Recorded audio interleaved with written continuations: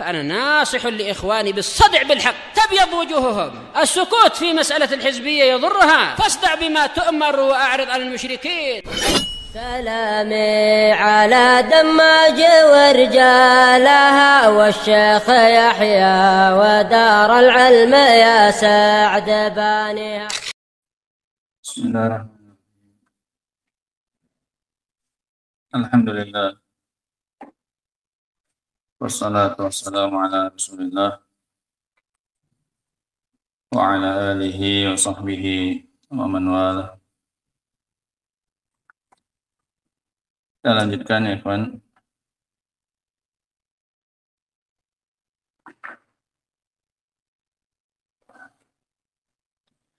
Kajian kita dari tafsir, kita masih pada ayat yang ke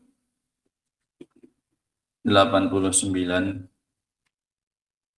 dari surat Al-Maidah, masih seputar sumpah.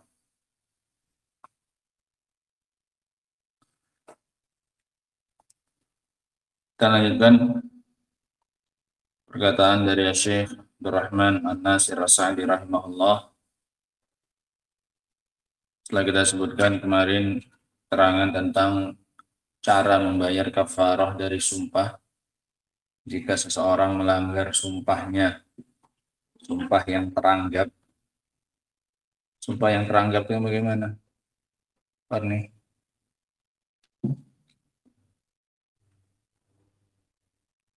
Sumpah dengan nama Allah atau sifat-sifat Allah dari orang yang mukallaf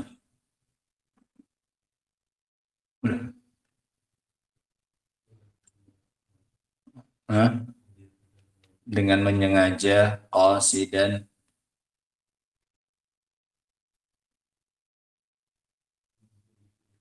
itu terakhir mukhtaron, dalam keadaan dia tidak dipaksa, fi amrin mumkinin, dalam perkara fi amrin mustaqbalin mumkinin, dalam perkara yang akan datang dari perkara-perkara yang mungkin terjadi. Nah, mungkin untuk dilakukan. Maka kafarahnya apa?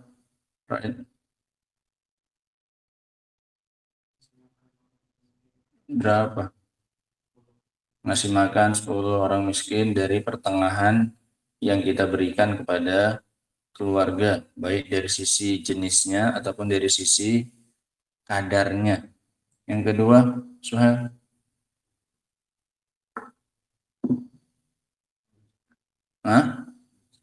Doi nanti.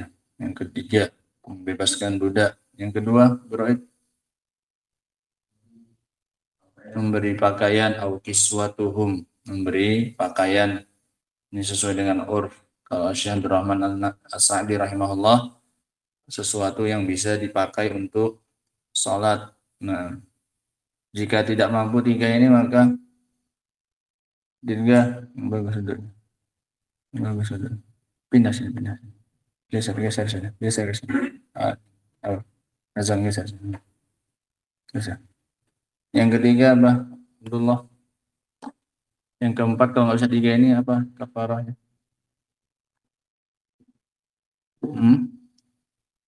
Udah itu tadi yang ketiga. Kalau nggak bisa juga puasa 3 hari. Nah, qala Syekh Abdurrahman bin Nasir As-Sa'di rahimahullah,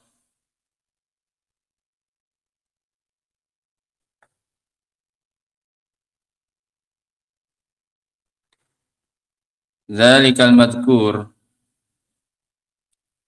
dan yang disebutkan itu semua adalah dari 4 perkara, 3 pilihan, 1 urutan. Itu semua yang disebutkan adalah kafaratu aimanikum idza halaftum. Itu adalah kafarah dari sumpah kalian jika kalian bersumpah. Tsumma anatum, kemudian kalian melanggar. Bukan semata-mata ada sumpah kemudian ada kafar. Tapi ini kafarah jika sumpah tersebut dilanggar. Tukafiruha wa tamhuha, yang akan menghapuskannya. Sehingga makna kafarah itu penghapus. Sama seperti makna kafir, kafarah maknanya penghapusan. Wa tamna' minal itsm, dan menghalangi dari dosa. Kalau kamu bayar kafarah, maka ketika melanggar sumpahnya kamu tidak kena dosa. Penebus kesalahan. Kamu tadi udah bersumpah katanya nggak mau melakukan ini, kok dilakukan? Maka supaya lepas dari dosa, dilakukanlah yang namanya pembayaran kafarah. Mafhum maknanya ini ya. Nah, wahfadzu aimanakum, dan jagalah sumpah kalian. Di antara makna jagalah sumpah kalian, kata beliau rahimahullah, anil halif billahi kadziban, dari bersumpah dengan Allah dengan dusta. Bersumpah dengan nama Allah tapi dusta. Ini termasuk tidak menjaga sumpah. Sumpah seorang harusnya jujur. Nah, ini bentuk yang pertama dari tidak menjaga sumpah. Tidak menjaga sumpahnya dari dusta. Walaupun dia sumpahnya dengan nama Allah Subhanahu wa Ta'ala, tapi isi sumpahnya dusta. Nah, ini untuk perkara-perkara yang telah lalu biasanya. Al-ikhbar bima madha bil kadzib. Demi Allah tadi malam enggak ada kajian. Padahal ada. Maka ini termasuk orang yang tidak menjaga banyak sumpah, kata beliau. Dan ini masih lebih mending. Ada yang lebih parah, sebagaimana yang disebutkan oleh Ibnu Mas'ud radhiyallahu taala. Isi sumpahnya jujur, tapi dia bersumpah dengan selain nama Allah Subhanahu wa Ta'ala. Maka ini lebih parah. Ini lebih tidak menjaga sumpah lagi. Kalau dia bersumpah masih dengan nama Allah, tapi isi sumpahnya dusta, ini saja sudah tidak dikatakan menjaga diri dari sumpah, maka lebih-lebih lagi yang bersumpah dengan selain nama Allah, walaupun isi sumpahnya apa? Benar. Demi Ka'bah. Tadi malam ada kajian. Benar nggak? Demi Ka'bah tadi malam ada kajian. Benar nggak? Hah? Isinya benar. Isi sumpahnya benar. Tadi malam ada kajian. Tapi cara sumpahnya apa? Salah. Dia bersumpah dengan nama selain Allah Subhanahu wa Ta'ala. Dan ini lebih parah daripada yang disebutkan di sini. Karena itu syirik. Dia sumpah dengan selain nama Allah. Sementara di sini maksiat. Paham ya? Di sini maksiat. Sebagaimana yang dinukil dari Ibnu Mas'ud radhiyallahu taala.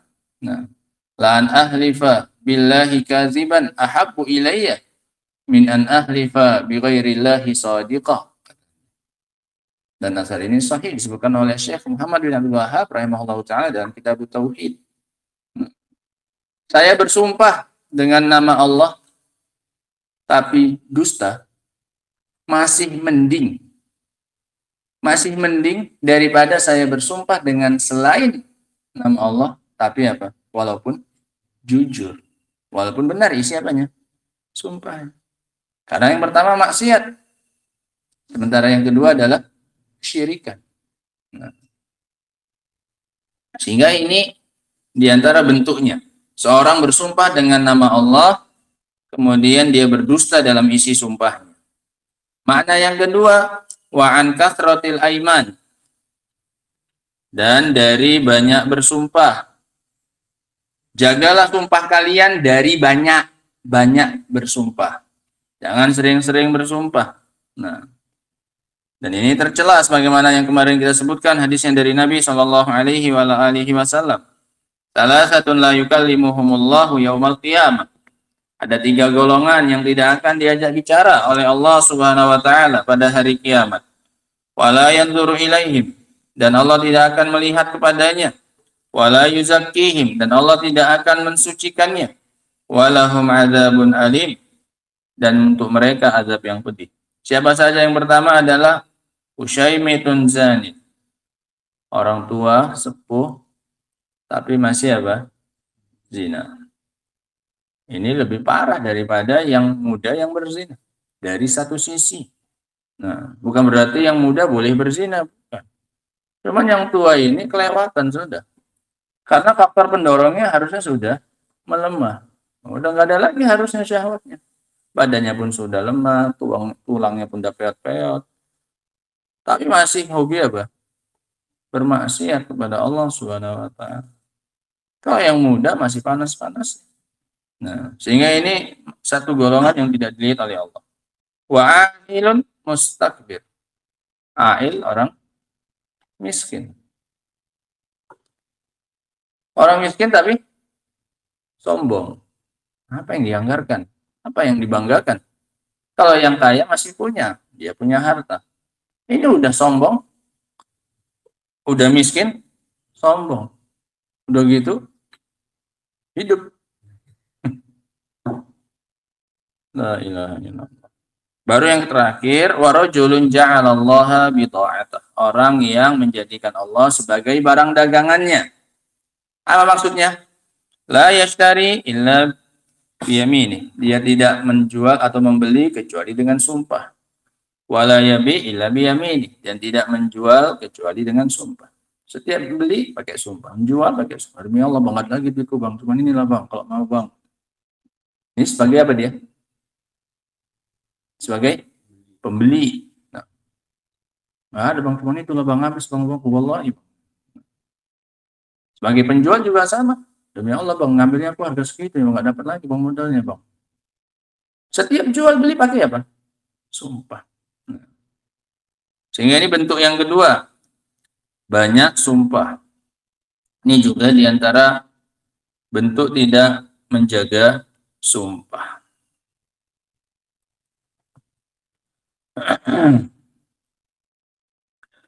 Kemudian bentuk yang berikutnya, wahfazuha idza halaftum anil hinsi fiha, dan jagalah sumpah kalian jika kalian bersumpah dari melanggarnya. Kalau sudah bersumpah dipenuhi, jangan dilanggar, jaga sumpahnya. Jangan dilanggar. Ditunaikan isi sumpahnya itu, saya bersumpah untuk demikian dan demikian, penuhi. Nah, illa idza kana al-hinsu khairan, kecuali kalau memang membatalkannya, melanggarnya itu lebih baik. Seperti dia bersumpah dengan suatu perkara yang maksiat atau memutus silaturahim. Maka ini membatalkannya lebih baik. Tidak perlu dijaga. Batalkan saja, bayar apa? Kafar. Demi Allah, saya tidak akan mengunjungi dan berziarah ke saudara saya itu. Nah, dengan sumpah. Maka di sini lebih baik bagi dia, bahkan harus bagi dia untuk apa ini? Membatalkan dan melanggar isi sumpah. Dan bayar apa? Kafar. Karena melanggarnya lebih baik. Nah, apalagi saudaranya bukan termasuk orang yang boleh diboikot. Nah, maka ini termasuk menjaga sumpah. Jaga sumpahmu jangan sampai dilanggar. Kecuali isi sumpahmu mengandung dosa. Nah, kemudian kata beliau rahimahullah, fatamamul hifzi. Dan satu lagi ya, kan disebutkan oleh para ulama, di antaranya Imam Ibnu Jarir rahimahullah taala, bahwasanya maknanya la tatrukuha bi ghairi takfir indal hins. Jangan biarkan sumpah tersebut tanpa kafarah jika dilanggar. Ini bentuk penjagaan sumpah. Jaga sumpah kalian dari dibatalkan tanpa adanya kafar. Kalau membatalkan, bayar apanya? Kafarah. Ini yang disebutkan oleh Imam Ibnu Jarir rahimahullahu taala dan yang beliau pilih dalam tafsirnya. Bahwasanya makna menjaga sumpah, jangan biarkan dia la tatrukuha bi ghairi takfir, kata beliau. Jangan biarkan dia tanpa kafar jika kalian langgar sumpah kalian. Dan ini yang mendekati dengan konteks ayatnya. Karena ayat sebelumnya disebutkan tentang pembayaran apa ini? Kafarah, sumpah, kemudian disebutkan apanya? Kafarahnya. Baru setelah itu disuruh menjaga apa? Sumpah. Maknanya apa? Jaga perkara ini. Lakukan ini ketika kalian membatalkan apa? sumpah kalian. Sehingga ini tambahan makna dari menjaga sumpah. Menjaga sumpah dari tidak bayar kafarah ketika apa? Dilanggar. Nah, ini yang disebutkan oleh Imam Ibnu Jarir rahimahullahu ta'ala. Untuk yang banyak bersumpah tadi dinukil dari Ibnu Abbas radhiyallahu ta'ala sebagaimana yang disebutkan dalam Fathul Majid. Nah, dari Ibnu Abbas yuridu la tahlifu. Nah, dari Ibnu Abbas dia memaksudkan, Allah maksudkan jangan kalian bersumpah. Dari asalnya jangan sumpah, jaga sumpah kalian, tahan kecuali jika dibutuhkan, kecuali jika ada hajat barulah kalian apa? Bersumpah. Nah, karena kalau nanti gampang-gampangan bersumpah, banyak bersumpah, maka kalian pasti banyak akan apa ini? Banyak melanggar. Banyak melanggar, nanti ada kemungkinan enggak bayar kafarah. Merembet kemana-mana akhirnya. Akhirnya udah nggak menjaga banyak sumpah dari berbagai sisi sudah. Yang pertama tadi nggak menjaga dari awal, kemudian nggak menjaga agar tidak dilanggar. Sudah dilanggar pun nggak dijaga juga dari apa? Kafarah. Mahfum ya? Sehingga ini semuanya saling apa? Berkaitan. Yang paling pangkalnya, makna paling dasarnya apa? La tahlifu, jangan bersumpah. Jangan banyak bersumpah. Karena kalau banyak bersumpah, bakal banyak apa nanti? Dilanggar. Kalau banyak dilanggar, belum tentu semuanya nanti apa? Bayar kafarah. Mahfum sekarang? Ini makna wahfazu aimanakum. Jagalah sumpah-sumpah kalian. Fatamamul hifzi an yaf'alal khair. Maka termasuk kesempurnaan penjagaan adalah dengan seseorang melakukan yang lebih baik. Jika meninggalkan sumpahnya itu lebih baik. Sebagaimana contoh yang kita sebutkan tadi. Dia bersumpah untuk memutus silaturahim. Maka termasuk kesempurnaan menjaga sumpah adalah dengan melakukan yang lebih baik tadi. Dia putuskan sumpah, dia batalkan sumpahnya dan dia sambung apanya? Silaturahimnya. Itu termasuk bentuk menjaga apa? So, meskipun zahirnya dia membatalkan apanya? Sumpahnya. Tapi itu bentuk penjagaan sumpah. Agar sumpahnya tidak dilakukan pada perkara-perkara yang apa? Haram. Menjaga sumpah tidak itu. Menjaga sumpah agar jangan sampai dia menggunakan sumpahnya untuk perkara yang mengandung apa? Dosa, maksiat. Nah. Wala yakunu yaminuhu urdatan lidzalikal khair. Dan jangan sampai sumpahnya menjadi penghalang antara dia dengan apa ini? Kebaikan tersebut.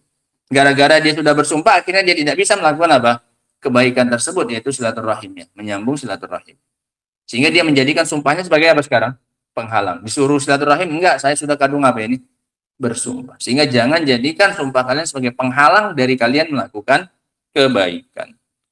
Qala kadzalika yubayyinullahu lakum ayatihi. Begitulah Allah menjelaskan kepada kalian ayat-ayatnya.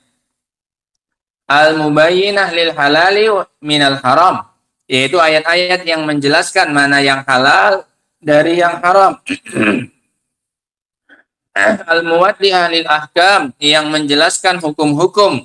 La'allakum tashkurun, agar kalian mau bersyukur kepada Allah. La'allakum tashkurun Allah.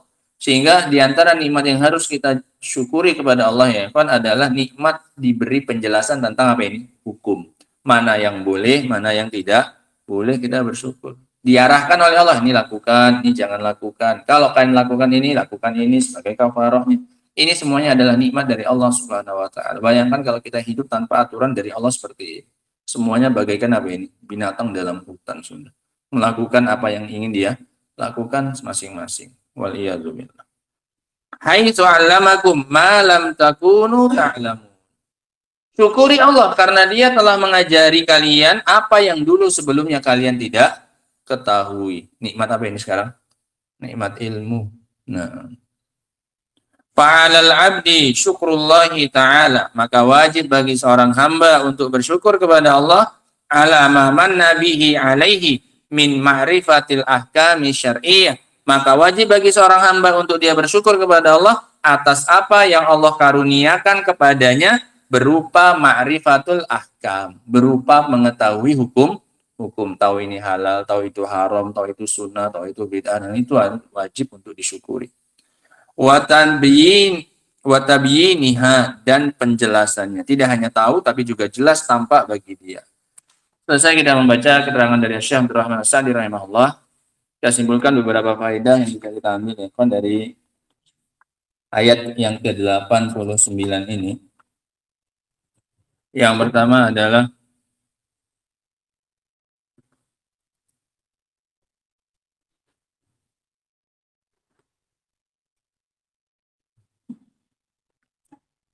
besarnya karunia dari Allah Subhanahu wa taala kepada hamba.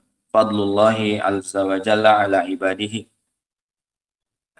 Min haits la yu'akhiduna billagwi fi aimanina. Dari sisi Allah tidak menghukum kita dari sumpah-sumpah kita yang main-main, yang tidak teranggap. Ini karunia pemberian dari Allah Subhanahu wa taala. Besarnya karunia dari Allah kepada hamba.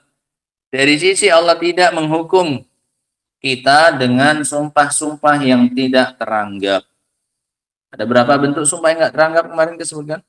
Dua. Yang pertama ucapan seorang la wallah bala wallah. Yang kedua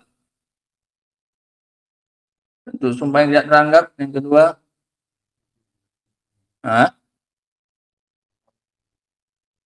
sumpah yang dia yakini bahwasanya benar, kemudian tampak yang menyelisihinya. Ternyata nggak kayak gitu. Nah, maka ini juga tidak dihukum seseorang karena dia membangun sumpahnya di atas sangkaannya yang benar. Nah, ketika terjadi yang menyelisihinya, maka ini juga tidak dihukum oleh Allah SWT. Dan ini karunia, pemberian dari Allah SWT, wajib disyukuri. Nah, faedah yang berikutnya, sumpah yang teranggap, penjelasan tentang sumpah yang teranggap. Penjelasan tentang sumpah yang teranggap. Disebutkan oleh Allah Subhanahu wa taala, "Walakin yu'akhidukum bima aqadtumul aiman." Yaitu sumpah yang diniatkan dengan hati sebagai sumpah. Penjelasan tentang sumpah yang teranggap, yaitu sumpah yang diniatkan dengan hati, yang disengaja dengan hati. Adapun yang tidak diniatkan itu sebagai sumpah, maka tidak teranggap. Hanya suatu ucapan yang biasa dilakukan oleh masyarakat mereka, enggak wallah, iya wallah. Memang biasa pasangannya kayak gitu. Kalau menjawab iya atau enggak, ada apanya? Embel-embel apanya? Wallahnya. Nah, maka ini enggak dianggap apa? Sumpah. Dan mereka memang enggak menginginkan apa makna sumpah di situ. Karena orang-orang yang sudah kebiasaan ngomong kayak gitu, akhirnya apa? Keluar. Kalau bilang enggak, ya pakai apa? Wallah. Nah, tapi dia tidak memaksudkan sumpah. Faedah yang berikutnya, madarul mu'akhadah wal mujazah ala ma fil qulub. Tolak ukur hukuman dan pembalasan adalah apa yang ada di hati. Tolak ukur pembalasan adalah apa yang ada di hati. Kalau muncul dari hati, maka ada balasan. Kalau tidak muncul dari hati, maka tidak ada balasan. Ini secara hukum asal ya. Secara hukum asal. Namun terkadang dalam sebagian hukum ada yang walaupun tanpa apa ini, amalan hati, tanpa keyakinan hati pun tetap seorang itu terkena apa ini, hukum. Sebenarnya yang tadi malam kita bahas. Dalam permasalahan mengolok-olok apa ini, agama Allah Subhanahu wa taala, walaupun niatannya bukan untuk apa ini, mengolok-olok. Nah, maka tetap seorang mendapatkan apa ini, hukuman dari Allah Subhanahu wa taala. Dan juga seperti talak dan semisalnya, ini juga tidak ada istilah main-main. Nah, faedah yang berikutnya,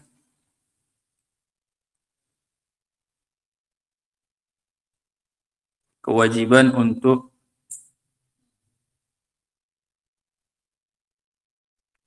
membayar kafarah jika membatalkan sumpah. Kewajiban untuk membayar kafarah jika membatalkan sumpah. Kewajiban membayar kafarah jika membatalkan sumpah. Dari 4 yang kita sebutkan.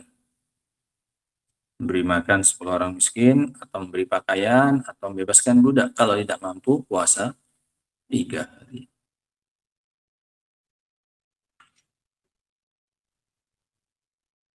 Yang berikutnya,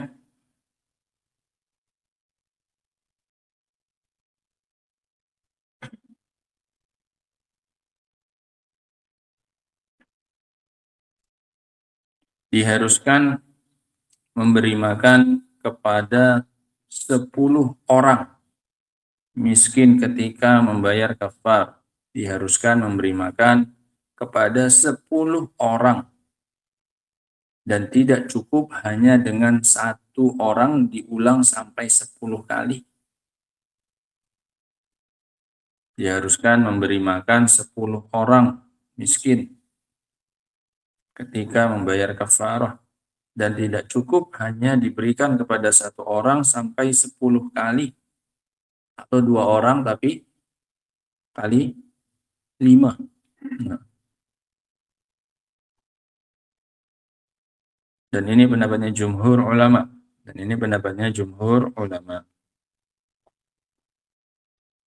Nah,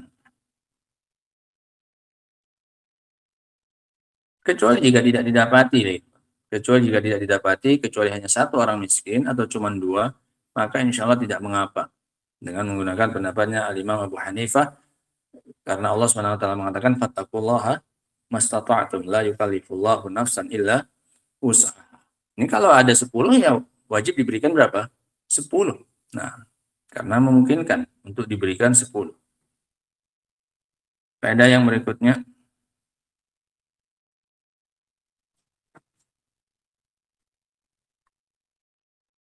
keadilan Allah Subhanahu wa taala. Tampaknya keadilan Allah Subhanahu wa taala.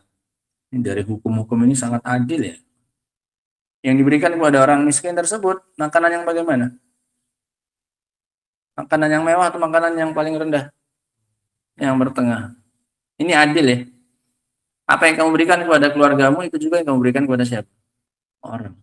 Masa dia makannya ikan asin misalnya, tapi untuk orang miskin pas bayar kafarah nasinya ayam. Ini kan nggak apa namanya? Nggak adil. Masa keluarga sendiri makannya biasa-biasa saja, ketika bayar kafarah untuk orang lain, untuk orang miskin malah apa ini? Lebih baik. Mafhum ya? Makanya diadilkan oleh Allah Subhanahu wa taala. Apa yang kalian berikan dari kalangan pertengahan yang biasa kalian berikan kepada keluarga. Itu yang kalian berikan sebagai kafarah. Nah, ini juga Allah memperhatikan kepentingan dua belah pihak. Si pembayar kafarah dan juga yang diberi apa? Kafarah. Yang bayar kafarah dia terlalu berat untuk mengeluarkannya. Yang diberi pun juga tidak apa ini? Terlalu hina dengan mendapatkan yang apa ini? Yang rendah. Nah, faedah yang berikutnya,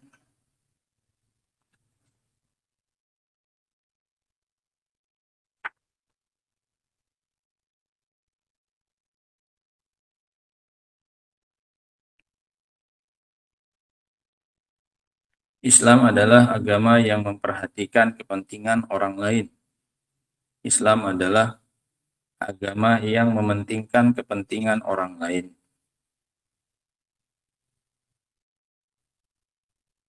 Dari 4 poin pembatal ataupun dari 4 poin kafarah ini ya kan, 3 semuanya berkaitan dengan hak siapa ini? Orang lain. Iya kan? Ngasih makan, kemudian ngasih pakaian, kemudian bebaskan. Semuanya terkait dengan orang lain. Sementara yang untuk dirinya hanya berapa? 1. Apa itu? Puasa. Ngasih makan orang miskin untuk orang, ngasih pakaian orang miskin, kemudian bebaskan siapa? Budak untuk kepentingan si budak supaya dia merdeka. Baru kalau nggak bisa ya udah untuk kepentingan siapanya? Diri. 3 dari 4 adalah kepentingan siapa ini? Orang lain. Sehingga Islam memperhatikan, diselipkan oleh Allah hukum ini. Mau nggak mau kalau kan membayar sumpah, kafarahnya ini yang harus kalian lakukan. Yang terkait dengan kepentingan siapa ini? Orang lain. Nah, faedah yang berikutnya, nah pilih yang penting-penting aja ya kan. Itu yang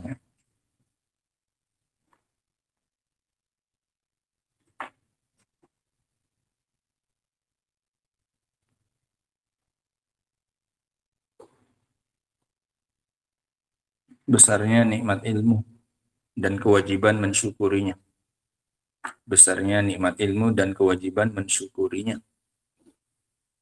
Kadzalika yubayyinullahu lakum ayati. Begitulah Allah jelaskan kepada kalian ayat-ayatnya. La'allakum tashkurun, agar kalian bersyukur. Besarnya nikmat ilmu. Dapat penjelasan tentang ayat-ayat Allah Subhanahu wa taala. Ini maknanya apa, itu maknanya apa, mana yang halal, mana yang haram. mana yang sunnah, mana yang bid'ah, mana yang tauhid, mana yang syirik, dan kewajiban untuk mensyukurinya. Besarnya nikmat ilmu dan kewajiban untuk mensyukuri. Dan terakhir, satu tadi yang kelupaan, kewajiban untuk menjaga sumpah dengan berbagai bentuknya. Kewajiban untuk menjaga sumpah dengan berbagai bentuknya yang sudah tadi kita sebutkan. Mulai dari awal, dengan tidak gampang apa ini? Bersumpah. Dengan tidak bersumpah bahkan dari awal. Tidak banyak bersumpah, tidak bersumpah kecuali ada hajat. Kemudian tidak banyak bersumpah. Kemudian kalau sudah kadung bersumpah, maka dijaga juga. Jangan sampai dilanggar. Kalau sudah dilanggar, jaga juga sumpahnya. Jangan sampai tidak bayar kafarah. Nah, wallahu ta'ala a'lam bishawab. Ini ayat yang ke-89 tentang sumpah. Adapun ayat yang ke-90, insyaallah ta'ala akan kita baca pada pertemuan berikutnya. Wa akhiru da'wana alhamdulillahi rabbil alamin. Subhanakallahumma wa bihamdika asyhadu an la ilaha illa anta astaghfiruka wa atubu ilaik. Walhamdulillahi rabbil alamin.